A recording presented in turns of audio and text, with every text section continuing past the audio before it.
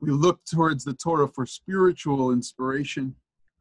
And we also sometimes receive questions from the Torah, depending on the Torah reading that we experience either on a Shabbat or on a holiday. You start a reading with a passage about tithing or giving tzedakah or contributions to the Mishkan, and you're sitting in shul and you're faced with the question, so what have I dropped in the tzedakah box lately? And with a chapter like 32 in the book of Numbers this week, we're really faced with the question, what is my responsibility as a diaspora Jew to the families of Israel who live in the state of Israel? For some, that's a very exciting question. Their mindset is about being a Jew in America or in a diaspora land, and yet there's a constant sense that I'm not in Israel, and I have the ability to be if I want to, or thank God we have the state of Israel today. And there's a living relationship with a diaspora experience versus an Israel-based experience.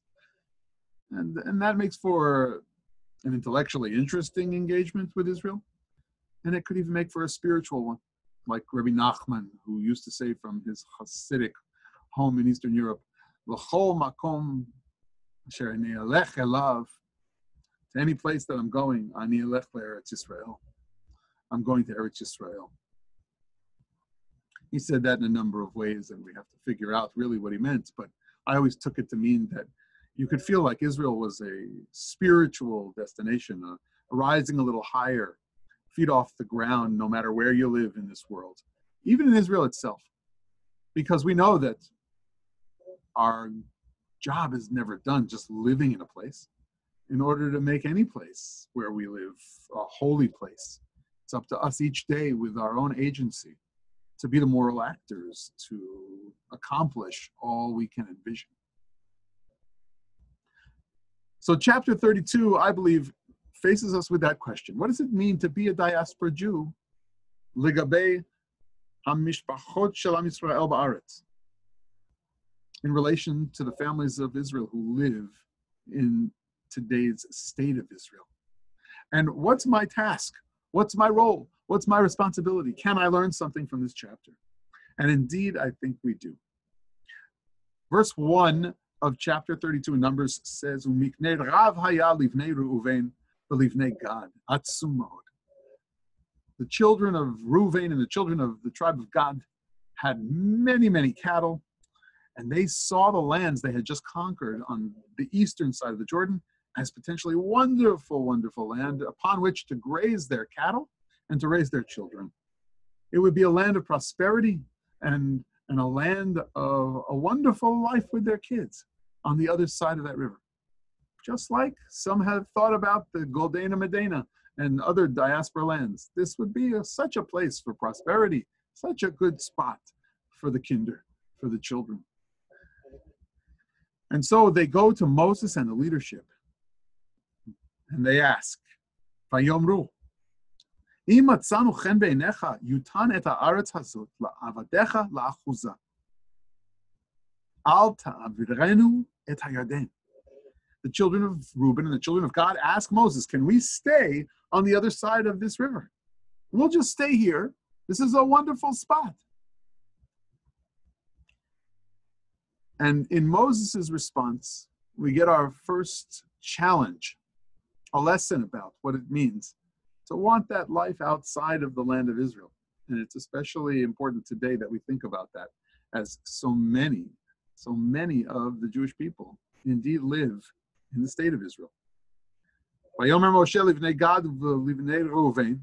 He says to the children of Gad and the children of Reuven, Ha'achechem yavou lemilchama va'atem yeshvu fo.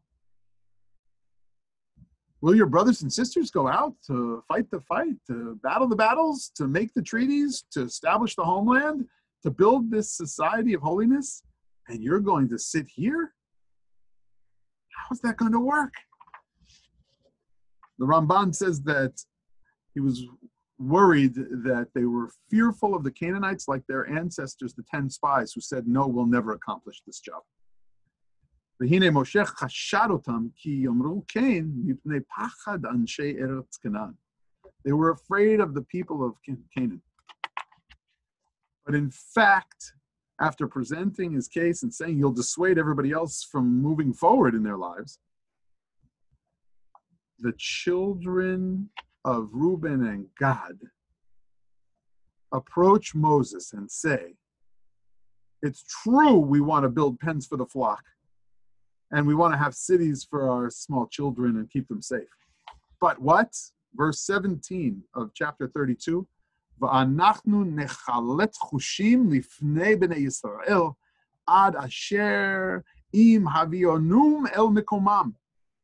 We'll go out armed, we'll go out with you to those battles, we'll fight the fights that are necessary, we'll till the soil, we'll turn the land, we'll help you establish your places, and then and only then will we return to our places. The kind of challenge that Moses gave to those tribes is the kind of challenge Moses gives to us, especially those who in our time are looking at Israel from afar and not thinking about the families who are putting themselves out on the front line first. When Peter Beinart this week called for a binational state and was ready to give up on the project of a uniquely Jewish project, a rebirth of our people in our homeland, got me very sad. Moses was crying out. He was asking the question, will you sit there while your brothers and sisters, your cousins, are on the front lines, as my teacher, Rabbi Gordis, put it, endeavoring in the grand experiment of the cultural, intellectual, historical, linguistic, religious rebirth of our people in our ancestral homeland?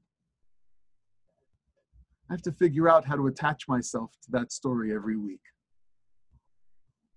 I don't necessarily think of myself as being able to go out on the front lines of that endeavor, but definitely in a pursuit of learning a next Hebrew word, or even reading an Israeli author in translation, trying to find the next Hebrew poet, or look at the Israeli art coming from members of the diaspora family who have been recent immigrants to Israel, like the Ethiopian community or the Russian community. When I embrace more Yisraeliyut, more Israeliyut, not just a Zionism like a political Zionism, but an Israeliyut, a connectivity to the culture and the great project of the Jewish people and the Hebrew language, I think we do the job that Moses was asking us to do. We're channeling the spirit of the children of Reuven and the children of Gad. And sometimes we need teachers. And that's why Moses, in his brilliant leadership, put half the tribe of Manasseh and half the tribe of Manasseh, one side of the Jordan River outside the land and the other inside the land. Why? Because in our tradition, the tribe of Manasseh is the tribe in which you can find many wonderful Jewish educators. And you can turn to them and say, I have a question. As we know, the Jewish way of being is, what's your question? What did you ask? A good question. What's the next Israeli film I should see? What's the next Israeli book I should read? What's the next trip to Israel I should make? Where should it be and when should it be?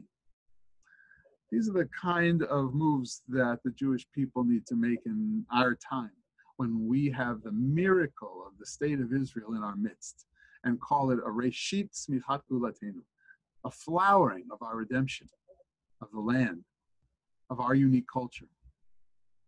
And while we sustain these diaspora communities and the state of Israel herself, we are first and foremost connected as a family of Jewish people who so often have offered an olive branch to make neighborly agreements and even peaceful treaties with our neighbors. And we hope that in our days soon, that will be the way forward for our world and the Jewish people as inheritors of the Holy Land, the land of Israel that God promised so many ages ago. Shabbat Shalom.